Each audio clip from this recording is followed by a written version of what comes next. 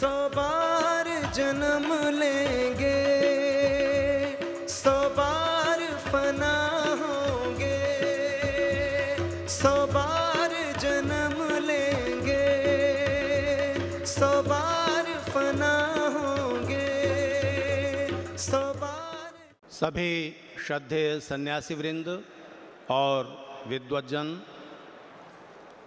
दुनिया भर के सबसे अधिक बुद्धिमान, विचारशील, विवेकवान लोगों के सर्वोच्च संगठन सार्वदेशिक आर्य प्रतिनिधि सभा के प्रधान सम्मान श्री सुरेश जी आर्य, उप प्रधान श्री प्रकाश जी आर्य, देश के राजनैतिक आकाश में सूर्य के समान अपनी तेजस्विता बिखेर रहे और देश की राजनीति में आर्य समाज की और ऋषि परंपरा की एकमात्र सशक्त आवाज़ गुजरात के महामहिम राज्यपाल सम्मान्य आचार्य डॉक्टर देवव्रत जी, हॉलैंड, न्यूजीलैंड, मॉरिशस और दूसरे देशों से पधारे हुए सभी विशिष्ट महानुभाव, उत्तर प्रदेश के जो कि मेरा गृह प्रदेश है, वहाँ के जल शक्ति मंत्री, यशस्वी राजनेता सम्मान श्री स्वतंत्र देव सिंह जी,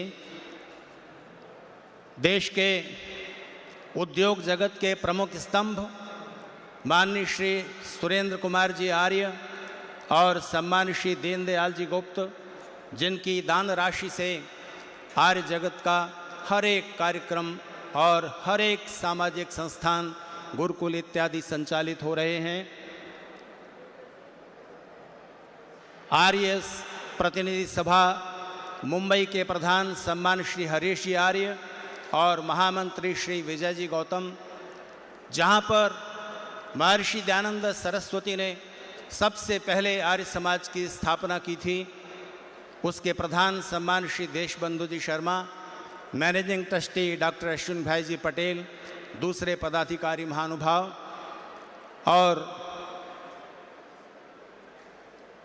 मुंबई के सब आर्य समाजों के पदाधिकारी जन और वे सभी पदाधिकारी और कर्मठ कार्यकर्ता वृंद जो पिछली कई रातों से नींद भर के सो नहीं पाए हैं, इस कार्यक्रम को सफल बनाने के लिए दिन रात अथक परिश्रम कर रहे हैं।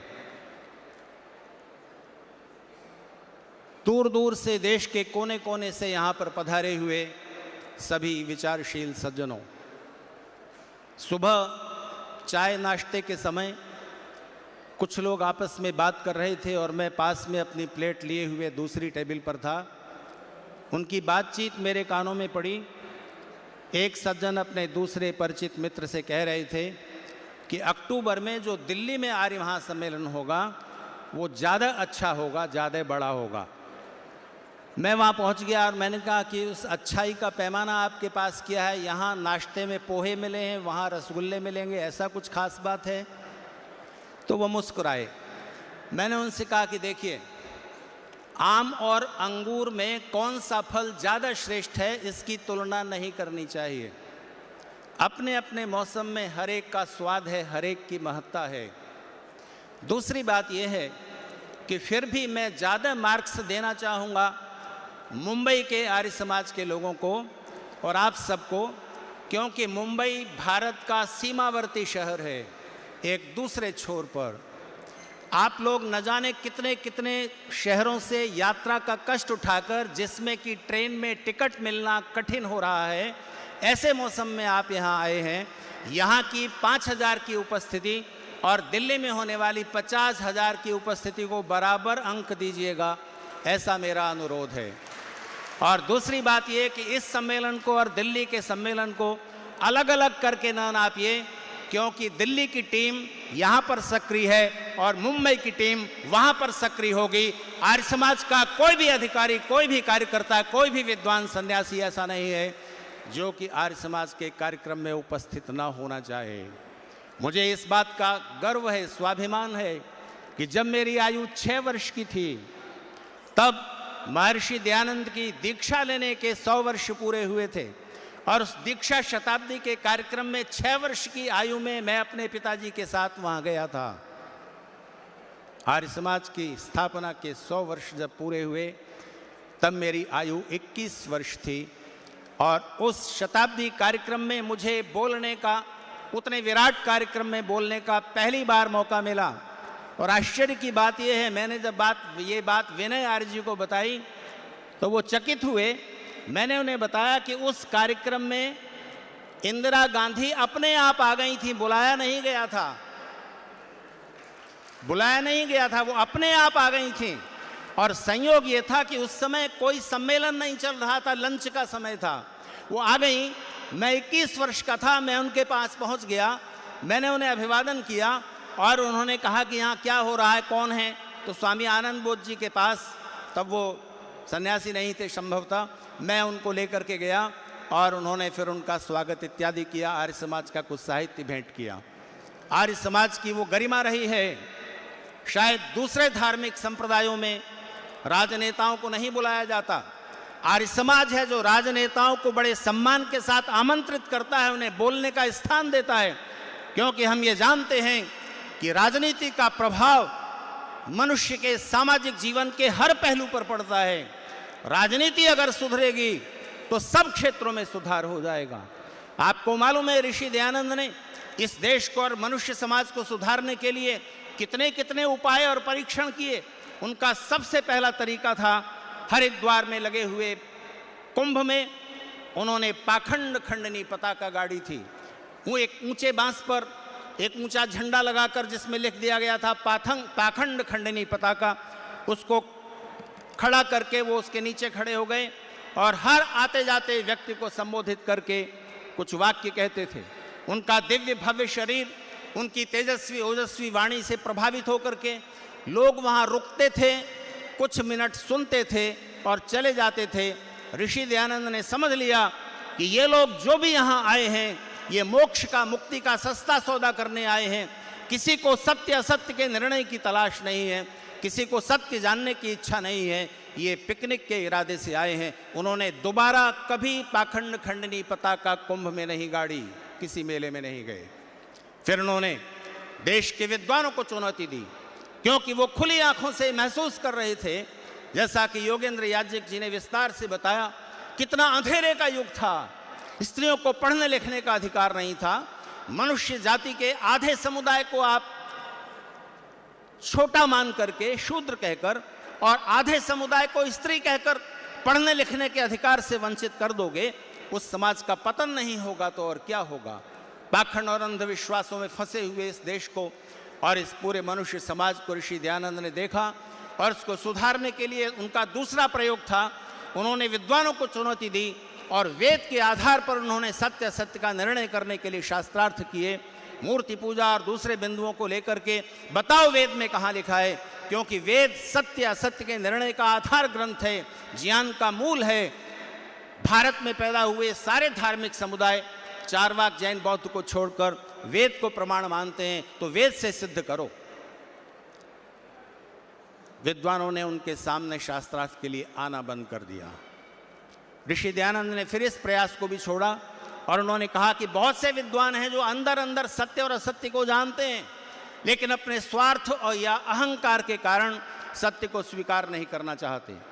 इसके बाद ऋषि दयानंद ने अपना कार्यशैली बदली और फिर वो जनता के बीच गए, व्याख्यान देने लगे। साथ ही साथ लेखन का कार्य भी प्रारंभ हुआ। वेद भाष्य, तत्तार्थ प्रकाश आदि उस दौर में लिखे गए।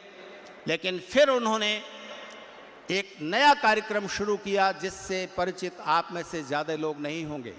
उन्होंने ये सोचा कि एक एक व्यक्ति को जगाने में कितनी देर लगेगी। वो अपने सदृश विद्वानों को आमंत्रित करते रहे। महिलाओं में प्रचार करने के लिए उन्होंने बहुत सी विदुषी महिलाओं से संपर्क किया, किसी ने उनकी पुकार नहीं सुनी। फिर उन्होंने एक अनूठा प्रयोग किया। दुनिया में जितने भी धर्मगुरु हैं उन सबको एक मंच पर इकट्ठा करने का प्रयास किया, एक बार नहीं 2 बार। और उनका कहना था, मित्रों, दुनिया में इतनी अशांति है, इतने आपस के समुदायों में तुमने दुनिया को बांटा हुआ है। सारे धर्म ग्रंथों में 60 से 70% बातें एक जैसी हैं। ऐसा क्यों नहीं करते कि उन सारी बातों को मानव धर्म के रूप में जो सर्वतंत्र सिद्धांत है, ये ऋषि दयानंद का शब्द है। ऐसे सिद्धांत जिनको सब मानने के लिए सहमत हैं, उनको स्वीकार कर लो धर्म के रूप में, और जनता को छोटे छोटे दायरों में मत बांधो। हिंदू, मुसलमान, ईसाई, सिख, जैन, बौद्ध इत्यादि दायरों में बंधकर दुनिया बंटती है और आपस में शत्रु बन जाती है। विद्वानों में विरोध होता है तो जन समुदाय में विरोध होता है और गुट बन जाते हैं। विद्वानों में जिन बातों पर विरोध है उन पर वो आपस में बैठकर विचार करते रहें। एक दिन आएगा कि सत्य और असत्य का निर्णय कर लें। अगर निष्पक्ष होकर विचार करेंगे तो सत्य और असत्य का निर्णय हो जाएगा, लेकिन अगर न हो कभी तो विद्वान लोग आपस में विचार विमर्श करते रहें। दुनिया को क्यों बांटते हो? इसके बाद ऋषि दयानंद ने एक एक व्यक्ति को जगाने का प्रयास छोड़ करके राजाओं को समझाना शुरू किया, क्योंकि वो युग ऐसा था कि राजा अगर सुधर जाए तो जनता भी उस बात को स्वीकार कर लेगी। राजनीति का महत्व ऋषि दयानंद ने पहचाना। राजाओं को जाकर उन्होंने स्मृति शास्त्र पढ़ाए, नीति ग्रंथ पढ़ाए, और जब ब्रिटिश गवर्नमेंट ने ये महसूस किया कि ये राजा अगर संगठित हो गए, ये सन्यासी घूम घूम करके राजाओं को जागरूक कर रहा है, अगर ये संगठित हो गए तो हम इस देश में नहीं रह सकेंगे, ये भाप करके उन्होंने जगन्नाथ और नन्ही जान इत्यादि जो बातें आप जानते हैं उनको माध्यम बना करके ऋषि दयानंद को तीक्ष्ण विष दिलवा दिया। इलाज नहीं होने दिया। जिस डॉक्टर की चिकित्सा से ऋषि स्वस्थ हो रहे थे उनका ट्रांसफर कर दिया गया। उस डॉक्टर ने ब्रिटिश गवर्नमेंट को अपना त्याग पत्र भेज दिया। अरे वो दया का सागर उस डॉक्टर को बुलाता है और कहता है कि मेरे लिए अपने परिवार का विघटन मत करो, तुम्हारी आजीविका, तुम्हारे परिवार की आजीविका नष्ट नहीं करो। जो भी डॉक्टर है मैं उससे इलाज कराऊंगा। और आप जानते हैं दूसरा डॉक्टर जो आया अली मर्दान खां, उसकी चिकित्सा से और ज़्यादा उनकी तबीयत बिगड़ती चली गई। आखिर को हे ईश्वर तेरी इच्छा पूर्ण हो, तूने अच्छी लीला की, ये वाक्य के कहते हुए अमावस्या के अंधकार में प्रकाश बिखारता हुआ वो ऋषि, वो दिव्य आत्मा विदा हो गया। ऋषि दयानंद को जहर नहीं मार सका। ऋषि दयानंद अगर कभी मरेंगे तो उसका एक ही उपाय होगा कि उनके विचारों को भुला दिया जाए, उनके विचारों को आचरण में न ढाला जाए। ऋषि दयानंद को मारने का और कोई तरीका नहीं है, कोई तरीका नहीं है। ऋषि दयानंद के अनुयायियों, आप लोग बड़ी संख्या में यहाँ एकत्र हुए हैं। बहुत अच्छी अच्छी बातें आप लोग सुनेंगे।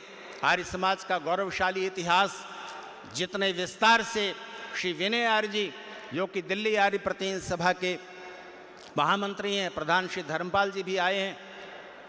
अस्वस्थ होते हुए वो आर्य समाज के हर कार्यक्रम में पहुंचते हैं और मैं इन दोनों को देखता हूं।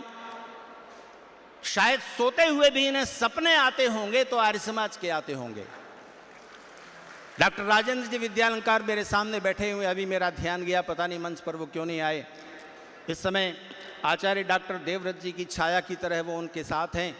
और कभी भी प्रधानमंत्री जी को आध्यात्मिक शांति की तलाश होती है तो वो अपने उस जद्दोजहद से निकल करके गुजरात जाते हैं। जब कभी तो आचार्य जी के पास ठहरते हैं। ठहरने की दूसरी जो प्रधानमंत्री की व्यवस्था है उनको छोड़कर आचार्य जी के पास जाते हैं ताकि कुछ वेद की बातें, कुछ आध्यात्मिक बातें उनके द्वारा उन्हें सुनने को मिल सकें। इसलिए मैं आपसे कह रहा था, आज वो अच्छा अवसर है क्योंकि आपके पास भविष्य की योजनाएं हैं, विश्व की व्यवस्थाएं कैसी होनी चाहिए। अगर मनुष्य आज दुखी है, बेचैन है, तो इसलिए नहीं है कि साधनों की कमी है। लोग ये गलत बात कहते हैं कि आबादी बढ़ रही है इसलिए साधन कम पड़ रहे हैं। इससे 10 गुनी आबादी का आवश्यकताएं और सुविधाएं पूरा करने के साधन इस धरती पर मौजूद हैं।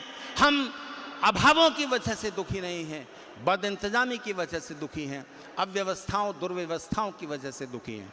आपने सुना होगा पिछले दिनों एक न्यायाधीश के घर में जले हुए नोट पाए गए। अचानक आग लग गई। फायर ब्रिगेड के कुछ लोग गए, किसी ने व्हाट्सएप पर संदेश भेजा, 5 फायर ब्रिगेड के कर्मचारी खड़े हुए हैं और नीचे लाइन है। आग बुझाने गए थे जज के घर में, आग लगा के चले आए। कौन सी आग? उन्होंने वीडियो बना लिया कि नोट पकड़े गए। कहने की जरूरत नहीं है। न्यायाधीश पर देश की जनता जब तक विश्वास करती है तब तक देश में न्याय है। लेकिन आप खुली आंखों से देखते हैं कि हमारी न्याय प्रणाली कितनी सड़ चुकी है। कौन सुधारेगा? न्याय व्यवस्था कैसी होनी चाहिए? कभी वेद के मंत्र उठाकर पढ़ो। राज्य व्यवस्था कैसी होनी चाहिए? चुनाव प्रणाली कैसी होनी चाहिए? हम अपने राजा, अपने शासक का चयन कैसे करें? वेद राजतंत्र का समर्थन नहीं करता कि राजा का बेटा राजा होता चला जाए, लोकतंत्र का समर्थन करता है, विशस्त्वा सर्ववांछन्तु। लेकिन चुनाव कैसा हो? हमने ब्रिटिश चुनाव प्रणाली को क्यों स्वीकार कर लिया है?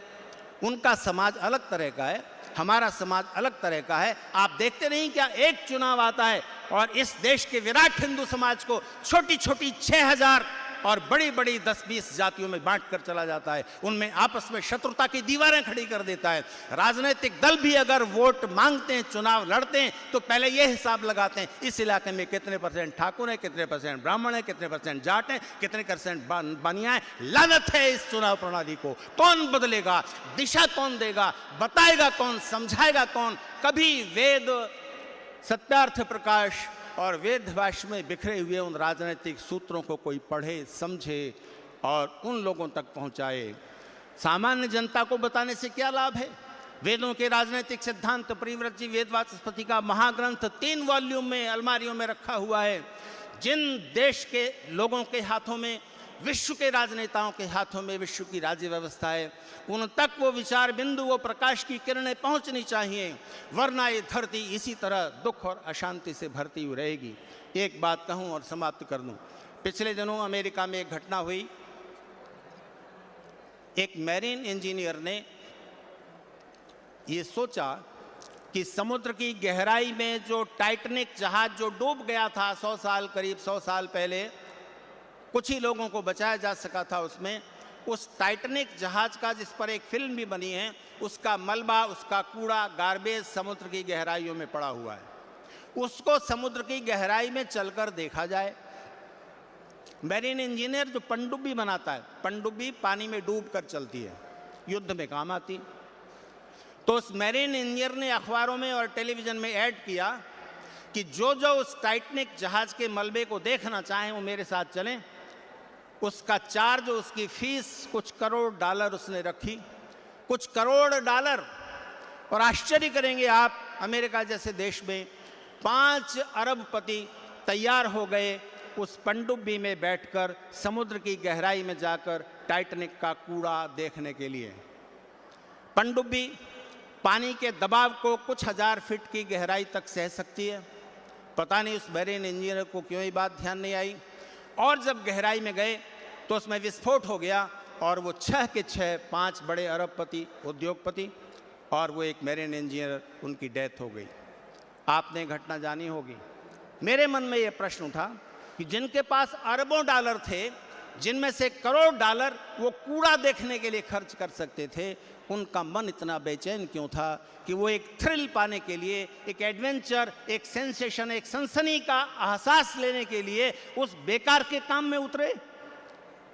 उनके पास अथाह पैसा था, मन खाली था। किसी विचारक ने कहा है, किसी भी मनुष्य का जीवन और मन और उसका खालीपन इतना विराट होता है कि उसको मटेरियलिस्टिक भौतिक चीज़ों से, सत्ता से, धन से, पद से, प्रसिद्धि से, यश से नहीं भरा जा सकता। वो भरेगा केवल आनंद से, केवल आनंद से। और उसके 5 एरिया हैं, 5 एरिया। उनमें से एक परोपकार का है। दूसरों को सुख पहुंचाने की कोशिश में जो सुख मिलता है वो आनंद है। उसका मार्ग क्या है? आर्य समाज बताएगा। दावेदार तो बहुत लोग हैं। माननीय SKR जी, दीनदयाल जी यहाँ बैठे हुए हैं। माननीय आनंद गुप्ता जी, चेतना जी गुप्ता जी कहीं यहाँ भीड़ में होंगे, मंच पर आना उन्हें पसंद भी नहीं है। ऐसे ऐसे कितने बड़े उद्योगपति हैं जो जब आर्य समाज को या किसी भी बड़े कार्य के लिए जरूरत होती है मुक्त हस्त से सहयोग करते हैं। ये धर्मपाल जी बैठे हुए हैं, उनकी राशि करोड़ों में होती है। तो जब देने का समय आए, कहीं दूसरों का दुख दूर करना है, कहीं सुख पहुंचाना है, आनंद का एक क्षेत्र खुलता है। प्रार्थना से, उपासना से परम आनंद का क्षेत्र खुलता है। लेकिन इस दुनिया में 38 जगह, समाज वैज्ञानिक बताते हैं 38 जगह आग लगी हुई है। छोटे बड़े कारणों से युद्ध, या तो संभावनाएं हैं, या युद्ध छिड़ा हुआ है, या युद्ध शुरू होता है, थोड़े दिन बाद शांत हो जाता है, फिर शुरू हो जाता है। कारण कारण सबसे बड़ा है धार्मिक विचारधाराओं का टकराव। आज के समय में ऋषि दयानंद का वो प्रस्ताव जिन्होंने 19वीं शताब्दी में रखा था, आज फिर से उसकी ज़रूरत है। लेकिन दुनिया के धर्मगुरु आसानी से नहीं मानने वाले, उनके स्वार्थ और अहंकार सामने है। जब मनुष्यता पूरी तरह विनाश के निकट होगी तब कुछ आप करेंगे तो उसका फल क्या होगा। इसलिए आर्य समाज के इन सम्मेलनों की बहुत ज़रूरत है। हम सब इकट्ठे हों। आने वाले समय में हम क्या करना है, हमें क्या करना है, हमारी अपनी योजनाएं क्या हैं, भविष्य में पूरी मनुष्यता को दिशा देने के क्या विचार बिंदु हैं, उसको सोचने समझने के लिए बाहर यहाँ भी एक मंडप है जिसमें विद्वानों की गोष्ठी निरंतर चलती रहेगी कल तक। और दिल्ली में जो विराट कार्यक्रम होगा उसमें कुछ विशिष्ट योजनाएं माननीय श्री विनय आर्य जी प्रस्तुत करेंगे और श्री धर्मपाल आर्य जी और दिल्ली आर्य प्रतिसभा और सार्वदेशिक सभा के महानुभाव। मैं अपनी बात को आगे न बढ़ाता हुआ, क्योंकि कहने को बहुत कुछ होता है और जब इतनी विशाल संख्या में सुबुद्ध लोग सामने बैठे हों तब तो माइक छोड़ने की इच्छा नहीं होती। पर यह भी धर्म है ना कि दूसरों को भी बोलने का समय देना है। सारा कुछ हम ही इकट्ठा कर लेंगे, हम ही समेट लेंगे, यश कीर्ति प्रतिष्ठा, बोलने का सुख कीर्ति, तो फिर ये अन्याय होगा। दुनिया के विश्व के नेता भी इस बात को समझ लें। क्यों चाहता है कोई देश कि हम ही सबसे बलशाली हो जाएं? दूसरों को भी जीने का हक दो, दूसरों को भी स्वतंत्रता से जीने दो। दूसरों का शोषण करके आप जो पाएंगे उसका कुछ फल नहीं होगा, वो सुख में भी नहीं बदल सकती वो संपदा। आनंद तो बहुत दूर की बात है। आप सब लोग दूर दूर से पधारे, मैं आप सबका अभिनंदन करता हूँ। और यहाँ पर शायद रहने सहने में और किसी बात में आपको कुछ कठिनाई भी हो तो उसको आर्य होने के नाते सहज भाव से स्वीकार कर लीजिएगा। मैं जब मुंबई आता हूँ तो आर्य समाज मुंबई में, पूरे मुंबई में सबसे बड़ी जो कमी है, आर्य समाज की नहीं पूरे मुंबई की सबसे कमी है कि यहाँ पर लक्ष्मी मिल जाती है, गृह लक्ष्मी मिल जाती है, पर गृह लक्ष्मी को रखने को जगह नहीं मिलती। ये मुंबई के बारे में प्रसिद्ध है। तो यहाँ लोग दूर दूर से आते हैं, ठहरने की जगह नहीं होती। आर्य समाज मुंबई में कुछ छोटे छोटे कमरे बने हुए हैं। हम बाहर से आने वाले किसी भी व्यक्ति को जो आर्य समाज का पत्र लाया हो या गायत्री मंत्र सुना दे, विश्वानिदेव सुना दे, हम उसको रहने के लिए स्थान देते हैं। मैं भी आता हूँ, एक छोटे से कमरे में ठहरता हूँ। एटा जाता हूँ तो मेरे पास गुरुकुल का दिया हुआ विशाल आवास है और बड़ी विशाल यज्ञशाला और सब कुछ है, लेकिन यहाँ पर आकर मैं उन असुविधाओं को महसूस नहीं करता, क्योंकि ऋषि की भूमि आने का एक अलग सौभाग्य होता है। उस सौभाग्य को अनुभव करें। 31 तारीख को चारों वेदों का पारायण महायज्ञ जो डॉक्टर वेदपाल जी के ब्रह्मत्व में हो रहा है, 14 तारीख से शुरू हुआ, 31 को उसको पूर्णाहुति होगी। 2 दिन वहाँ भी यज्ञ चलेगा छोटे रूप में और यहाँ भी यज्ञ दिन भर चलता रहेगा। आप सबका फिर से अभिनंदन। विनय आर्य जी का धन्यवाद, मुझे उन्होंने बीच में नहीं टोका। जन्म लेंगे 100 बार फना होंगे, 100 बार जन्म लेंगे 100 बार फना